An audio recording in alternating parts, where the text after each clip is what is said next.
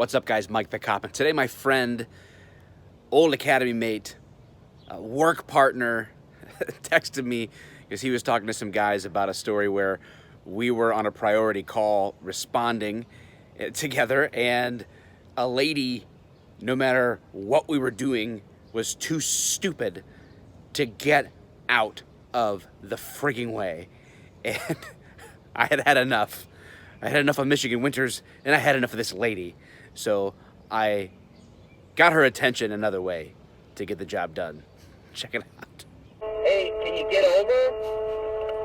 They don't know what to do. They're like, I